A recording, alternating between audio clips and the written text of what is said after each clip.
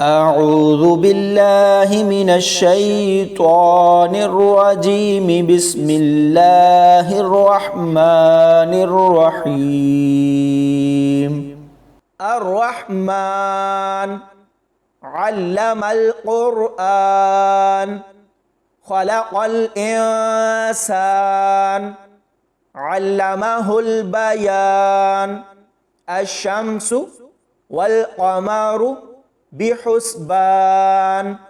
والنجم والشجر يسجدان والسماء رفعها ووضع الميزان ألا تطغوا في الميزان وأقيموا الوزن بالقسط ولا تخسروا الميزان والأرض وضعها للأنام فيها فاكهة والنخل ذات الأكمام والحب ذو العصف والريحان فبأي آلاء ربكما تكذبان خلق الإنسان من صلصال كالفخار وخلق الجان من مارج من نار فبأي آلاء ربكما تكذبان رب المشرقين ورب المغربين فبأي آلاء ربكما تكذبان مرج البحرين يلتقيان بينهما برزخ لا يبغيان فبأي آلاء ربكما تكذبان يخرج منهما اللؤلؤ والمرجان فبأي آلاء ربكما تكذبان وله الجوار المنشآت في البحر كالأعلام فبأي آلاء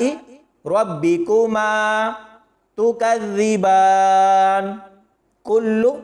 من عليها فان ويبقى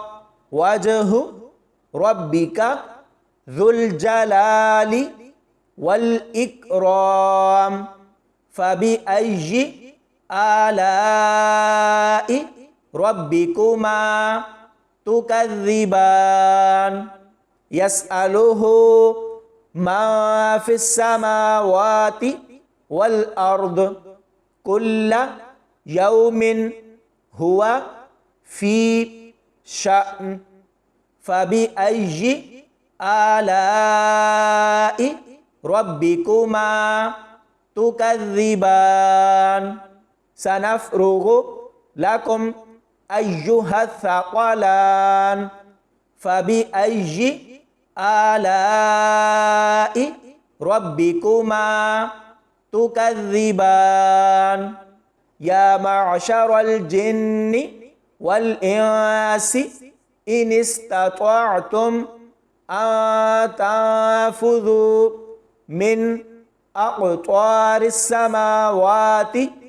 والأرض فانفذوا لا تنفذون إلا بسلطان فبأي آلاء ربكما تكذبان يرسل عليكما شواظ من نار ونحاس فلا تنتصران فبأي آلاء ربكما تكذبان فإذا انشقت السماء فكانت وردة كالدهان فبأي آلاء ربكما تكذبان فيومئذ لا يسأل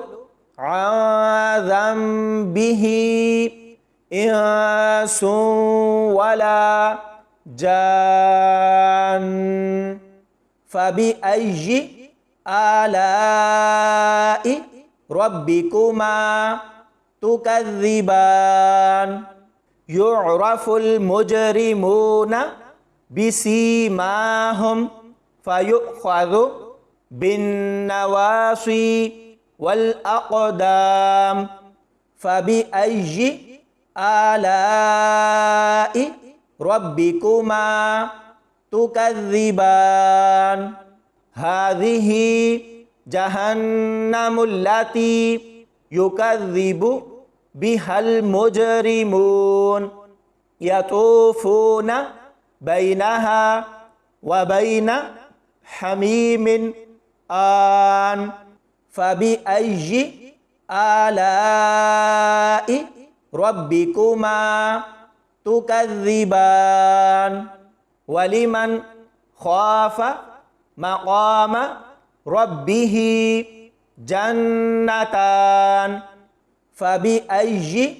آلاء ربكما تكذبان ذواتا أفنان فبأي آلاء ربكما تكذبان فيهما عينان تجريان فبأي آلاء ربكما تكذبان فيهما من كل فاكهة زوجان فبأي آلاء ربكما تكذبان متكئين على فرش بطائنها من استبرق وجنى الجنتين دان فبأي آلاء ربكما تكذبان فيهن قاصرات الطرف لم يطمثهن إنس قبلهم ولا جان فبأي آلاء ربكما تكذبان كأنهن الياقوت والمرجان فبأي آلاء ربكما تكذبان هل جزاء الإحسان إلا الإحسان فبأي آلاء ربكما تكذبان ومن دونهما جنتان فبأي آلاء ربكما تكذبان مدهامتان فبأي آلاء ربكما تكذبان فيهما عينان نضاختان فبأي آلاء ربكما تكذبان فيهما فاكهة ونخل ورمان فبأي آلاء ربكما تكذبان فيهن خيرات حسان فبأي آلاء ربكما تكذبان حور مقصورات في الخيام فبأي آلاء ربكما تكذبان لم يطمثهن إنس قبلهم ولا جان فبأي آلاء ربكما تكذبان متكئين على رفرف خضر وعبقري حسان فبأي آلاء ربكما تكذبان تبارك اسم ربك